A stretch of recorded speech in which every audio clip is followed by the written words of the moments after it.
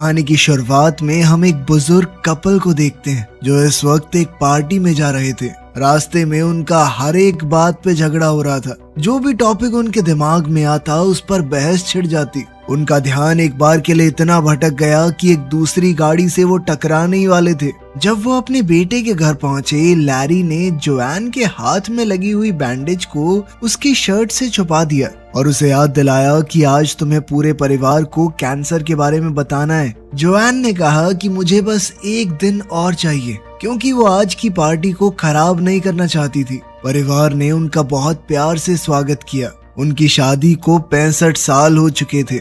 उन्होंने जोआन को बताया कि बेसमेंट में उसकी पुरानी फोटोज का एक डब्बा मिला है। उनमें से एक फोटो जोआन की पहली शादी की है, जो कि लूक नाम के एक आदमी के साथ थी जो युद्ध में मारा गया। इसी बीच लैरी के गले में अचानक से कुछ अटक गया। उसे सांस लेने में दिक्कत होने लगी। वो जमीन पर गिर गया। कुछ सेकंडों बाद ही लैरी की अचानक से आंख खुली। वो चौंक कर एक ट्रेन में उठा। जब ट्रेन स्टेशन पर रुकी तो लैरी ने देखा कि बहुत सारे लोग हॉस्पिटल के कपड़े पहने हुए हैं। वो उनके पीछे चला और जल्दी ही जंक्शन में पहुंच गया। वहाँ लोग अजीबोगरीब बातें बोल रहे थे जो उसे समझ नहीं आ रही थी। लैरी ने रिसेप्शन पर खड़ी लड़की से कहा कि मुझे यहाँ पर किडनैप करके लाया गया है, लेकिन रिसेप्शनिस्ट ने कहा कि ऐसा कुछ नहीं हुआ है। आप यहाँ बैठकर अपने एसी का वेट कीजिए। कुछ घंटे बाद भीड़ कम हो गई और लैरी कुर्सियों पर ही सो गया था। तब एना आई और लैरी का नाम पुकारा। उसने बताया कि मैं तुम्हारी एसी हूँ,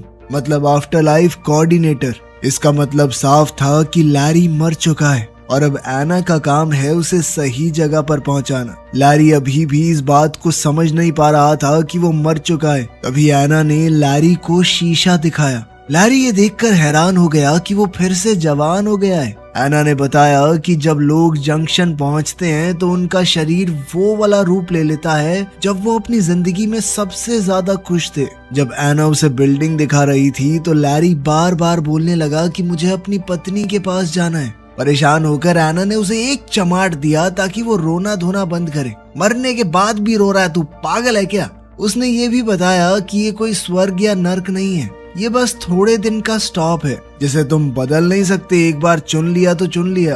तभी एक अलार्म बजा और लैरी ने देखा कि सिक्योरिटी एक आदमी को पकड़ रही है। एना ने लैरी से कहा कि ये लाल दरवाजे से भाग कर आया होगा, तुम कभी ऐसा मत करना, ठीक है? फिर एना उसे टेम्परेरी रूम में ले गई और उसे अलग अलग धर्मों के हिसाब से आगे की दुनिया दिखाई। लैरी को इस कमरे में 7 दिन तक रहने को मिलेगा, जब तक वो अपनी आगे की जिंदगी को चुन नहीं लेता।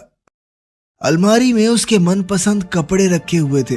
कपड़े बदलने के बाद लैरी ने टीवी चलाया, लेकिन सारे टीवी चैनल्स पर यह दिख रहा था कि आप अपनी नई जिंदगी यहाँ शुरू करें, नहीं यहाँ शुरू करें। फिर वो जंक्शन घूमने गया। बहुत सारे स्टॉल देखे जो आगे की जिंदगी का सपना बेच रहे थे। आखिर में भूला भटका वो एक बार में पहुंचा। जैसे ही वो बैठा तो एक सुंदर औरत उसके पास आकर बैठ गई और फ्लर्ट करने लगी। वो दिखा रही थी कि तुम्हारी आगे की जिंदगी दिलचस्प भी हो सकती है। जिस पर लैरी ने कहा कि सॉरी दीदी, मैं शादीशुदा हूँ। बारटेंडर लूक ने लड़की को रोकते हुए कहा कि बार के अंदर एडवर्टाइजमेंट करना अलाउड नहीं है। जिसके बाद वो औरत चुपचाप चली गई। लैरी ने लूक से पूछा कि क्या तुम एक एंजल हो? पर लूक ने कहा कि वो भी उसकी तरह एक आत्मा है जो जंक्शन पर अभी नौकरी कर रही है। लैरी अभी भी थोड़ा कंफ्यूज था तो लूक ने उसे रूल बताए। एक बार अगर तुमने आगे की जिंदगी चुन ली तो उसे बदल नहीं सकते।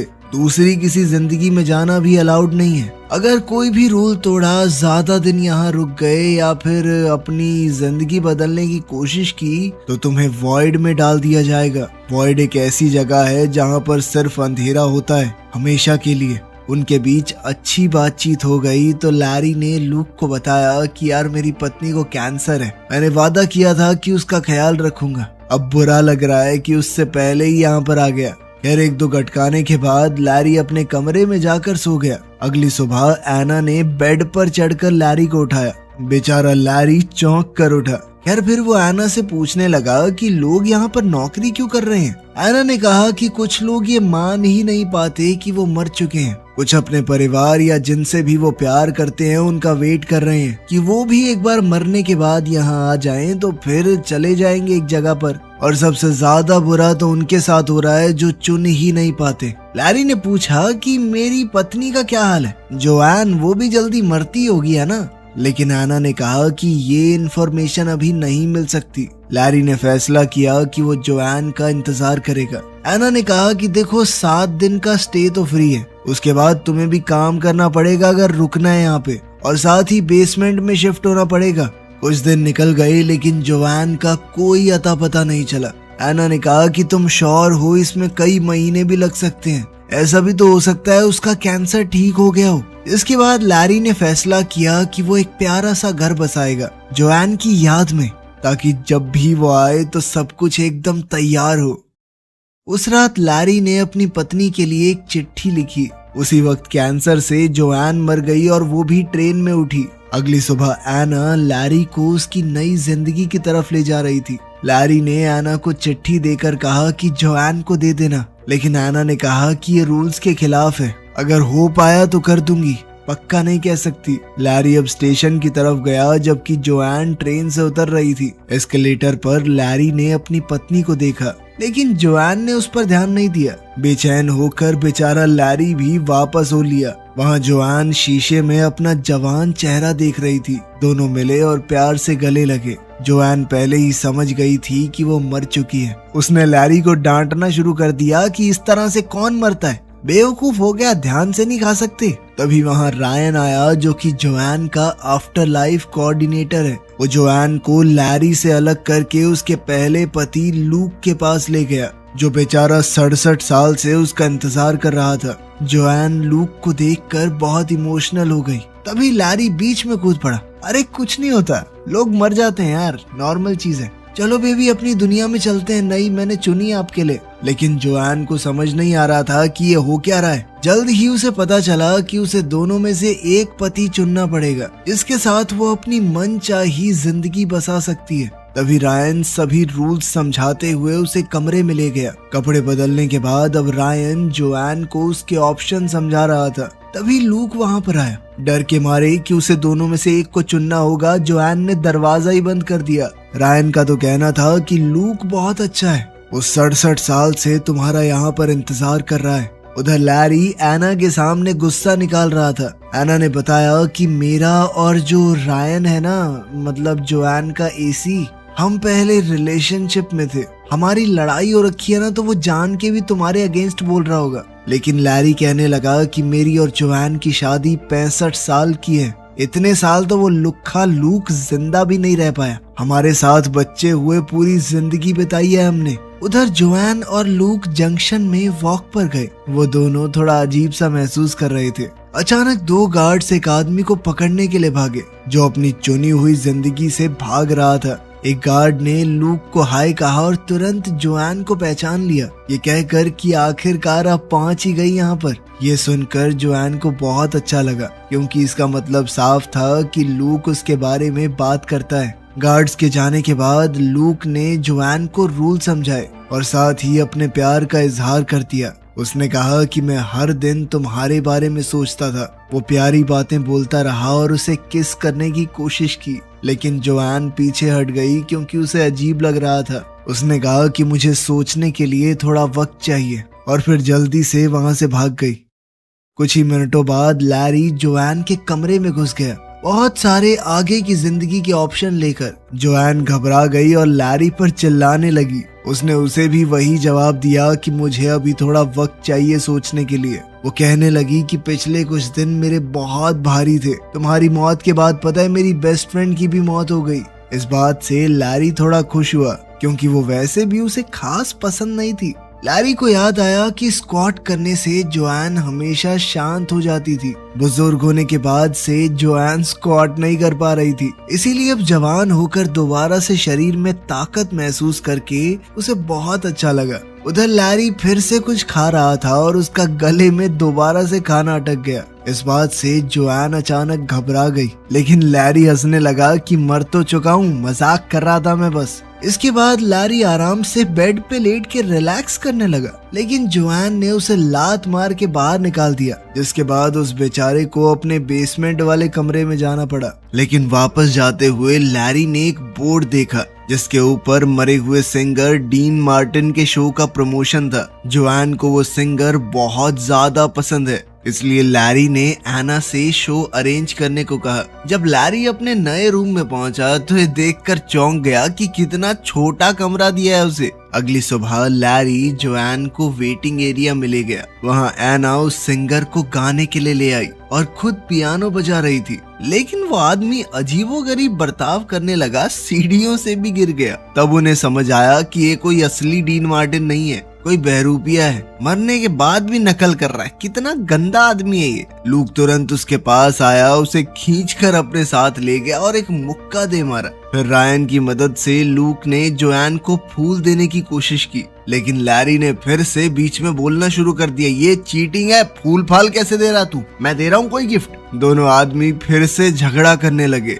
और अब जोआन को बहुत ज्यादा गुस्सा आ रहा था, तो उसने चिल्लाकर दोनों को चुप करवा दिया। इसके बाद जोआन एना और रायन को अपने कमरे में ले गई और उन दोनों पर काफी देर तक अपना गुस्सा निकाला। फिर उसने चिढ़कर कहा कि कोई तो रास्ता निकालो, ऐसे कैसे फैसला लूं मैं। कोऑर्डिनेटर्स ने रूल तोड़ने के लिए एक लंबी फोन कॉल की। कुछ देर बाद जोआन अपने दोनों पतियों को रूम में ले आई। कोऑर्डिनेटर्स ने बताया कि तुम्हारा केस थोड़ा सा खास है, इस वजह से हमें एक स्पेशल वीजा मिला है। जोआन को 2 बार चुनने की इजाजत मिलेगी। एक बार के लिए वो लैरी के साथ अपनी जिंदगी जाकर देख सकती है और एक बार लूक के साथ। उसके बाद उसे फैसला करना ही होगा। दोनों लड़के फिर से झगड़ा करने लगे कि पहले कौन जाएगा और उनके बीच में हाथापाई होने लगी। इसलिए जोआन फिर से चिल्ला पड़ी। उसने कहा कि पहले कौन जाएगा ये हम टॉस करके पता लगाएंगे। फिर से बहस शुरू हो गई। इस बार रायन ने दोनों को रोका। लैरी ने सिक्का उछाला और लूक जीत गया। ट्रेन राइड के दौरान लूक और जोआन पुराने दिन याद करते रहे। जल्द ही वो एक खूबसूरत पहाड़ पर पहुंचे जहां साफ आसमान और हरा भरा जंगल है। घूमते हुए दोनों ने बहुत मजे किए एक दूसरे का हाथ थामकर। शाम को रेस्टोरेंट में डिनर हुआ। जोआन बार बार अपने बच्चों और पोता पोतियों के बारे में बात कर रही थी, जिससे लूक थोड़ा अनकंफर्टेबल हो गया। लूक ने कहा कि मुझे बुरा नहीं लगा, बस ये सोचकर थोड़ा दुख होता है कि तुम्हें ये जिंदगी मैं नहीं दे पाया, पर उसे इस बात की खुशी है कि जोआन ने एक अच्छी जिंदगी जी। जोआन ने कहा कि मैंने कुछ वक्त तक तुम्हारा इंतजार किया था, पर फिर क्या करती, तुम चले गए थे। मरने के बाद कोई लौट कर थोड़ी आता है। फिर लूक जोआन को एक जगह पर ले गया जिसे आर्काइव्स कहते हैं। ये यहाँ पर हर चुनी हुई जिंदगी में होती है, जहाँ आत्माएं अपनी जिंदगी की यादें दोबारा देख सकती हैं। दोनों ने अपने रिश्ते के सारे जरूरी पल देखे। वो पहली मुलाकात, पहली बार एक दूसरे को चूमना, शादी का दिन और जंग पर जाने से पहले का वो आखिरी वादा। जोआन ने आखिरकार फिर से लूक को चूम लिया। उसने बताया कि मैं टूट गई थी तुम्हारे मरने के बाद। यादें आगे चलती रही और लूक ने देखा कि कैसे लैरी ने जोआन को प्रपोज किया। ये देखकर लूक गुस्से में बिल्डिंग से बाहर निकल गया। उसने कहा कि लैरी ने एक दुखी औरत की फीलिंग्स का फायदा उठाया है, मौका देखकर चौका मारा है उसने। जोआन ने समझाने की कोशिश की कि ऐसा कुछ नहीं है, लेकिन लूक ने नहीं सुना। इसी बीच लैरी भड़क रहा था, क्योंकि लूक सबको बताता था कि मैं जंग में मारा गया लड़ते हुए दुश्मन से। अब इस तरह वो खुद को हीरो दिखाएगा तो कोई कैसे लड़े। लैरी को डर था कि कहीं जोआन उसे न चुन ले। इस पर एना ने कहा कि जोआन को याद दिलाना कि वो उससे प्यार क्यों करती थी। लैरी ने कहा कि मुझे तो खुद भी नहीं पता वो क्यों प्यार करती थी मुझसे, लेकिन मैं एक इंसान को जानता हूँ जो शायद बता सकती है। कुछ देर बाद लैरी जोआन की बेस्ट फ्रेंड कैरन से मिला, जो काफी बूढ़ी लग रही थी। कैरन ने बताया कि उसके सबसे ज्यादा खुश दिन तब आए जब उसका पति मर गया, क्योंकि तब ही वो खुलकर अपनी जिंदगी जी पाई। खैर, कैरन ने बताया कि मुझे तुम शुरुआत में बिल्कुल पसंद नहीं थे, पर धीरे धीरे अच्छे लगने लगे। लैरी ने पूछा कि मुझे घंटा फर्क नहीं पड़ता, तुम बताओ कि जोआन मुझे क्यों पसंद करती है। कैरन ने कहा कि मुझे क्या पता, लेकिन इतना जरूर कह सकती हूँ कि तुमने जोआन को बहुत खुश रखा है। इसके बाद लैरी लूक के कमरे में गया कोई राज ढूंढने के लिए।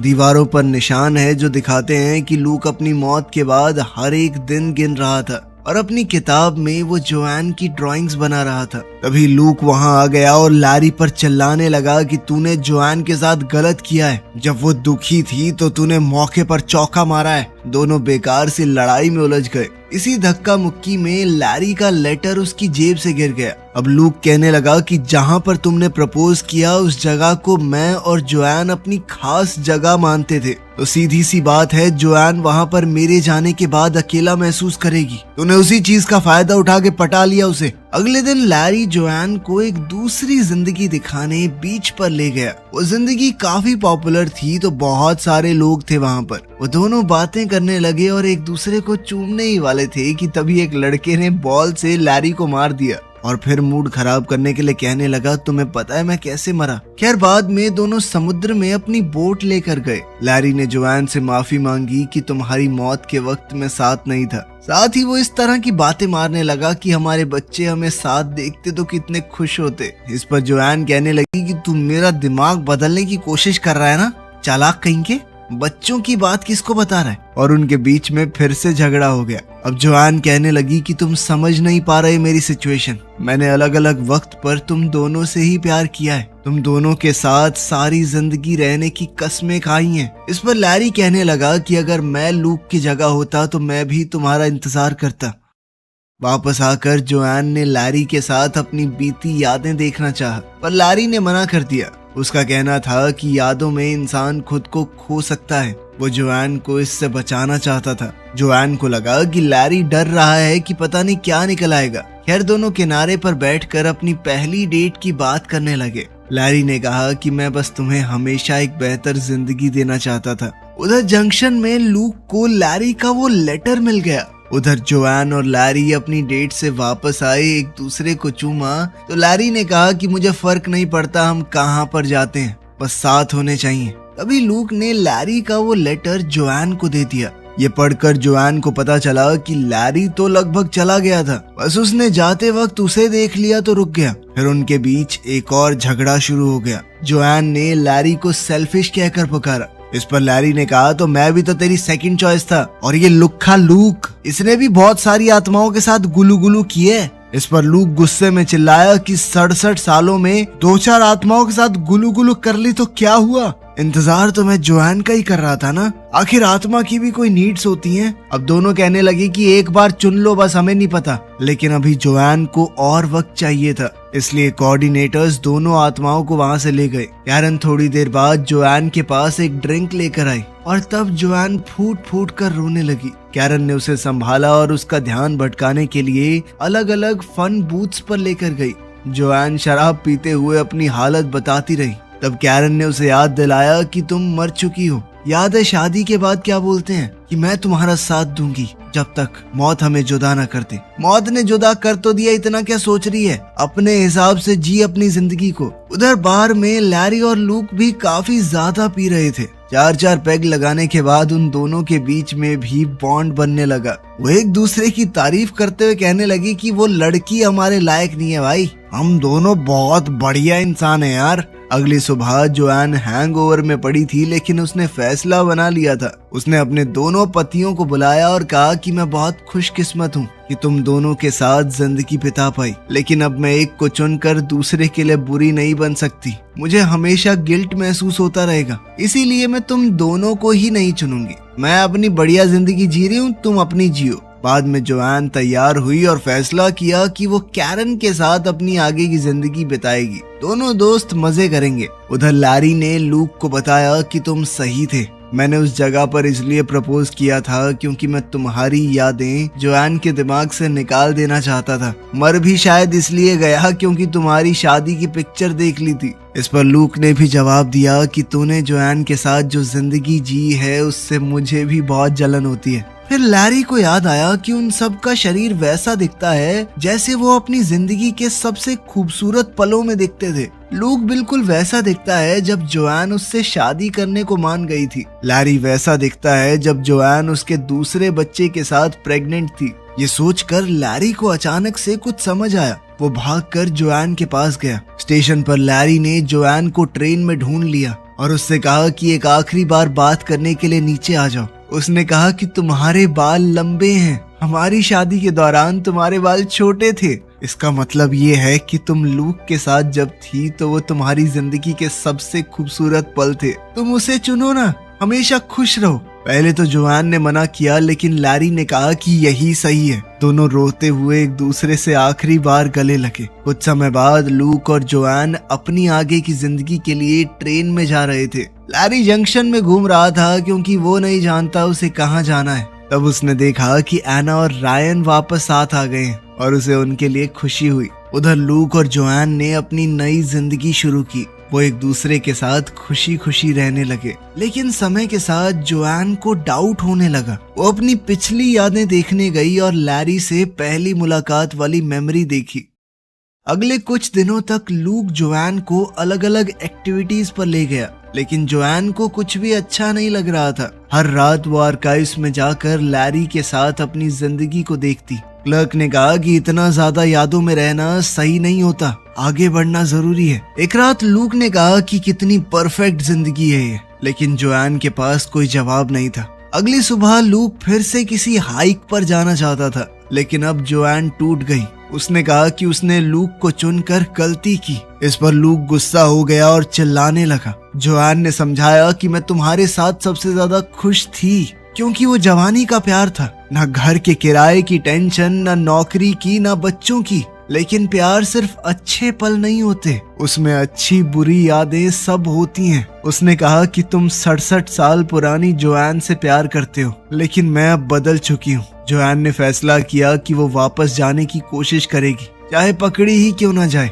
वो रोते हुए बोली कि मैं तुमसे प्यार करती थी, लेकिन अब लैरी से करती हूँ। कुछ घंटे बाद जोआन भागने का प्लान बनाते हुए चाकू से दरवाजा खोलने की प्रैक्टिस कर रही थी। तब लूक वापस आया और कहा कि मैं तुम्हारी मदद करूंगा। दोनों आर्काइव्स में गए, वहीं पर वो लाल दरवाजा था। अब लूक क्लर्क के सामने दुखी होने का नाटक करने लगा। भाई मेरी जिंदगी बर्बाद हो गई यार, मैं बहुत परेशान हूँ। जैसे ही गार्ड का ध्यान भटका, जोआन चुपके से अंदर चली गई। लूक भी नॉर्मल क्लाइंट बन के अंदर चला गया। दोनों ने अपनी शादी की यादें देखी और एक आखिरी बार अलविदा कहा। जोआन अपनी मेमोरीज के पीछे जाकर लाल दरवाजे में घुस गई, जो उसे अपने बचपन की यादों के कॉरिडोर में ले गया। अलार्म बजने लगा और गार्ड्स आ गए। जोआन जल्दी से भागकर लूक की मौत वाली मेमोरी के दरवाजे में घुस गई। वॉशिंग मशीन के दरवाजे ने उसे लैरी के साथ झगड़े वाली मेमोरी में गिरा दिया। गार्ड्स पास आ रहे थे। जोआन ने दरवाजे को कुर्सी से ब्लॉक कर दिया और जल्दी से ऊपर भागी,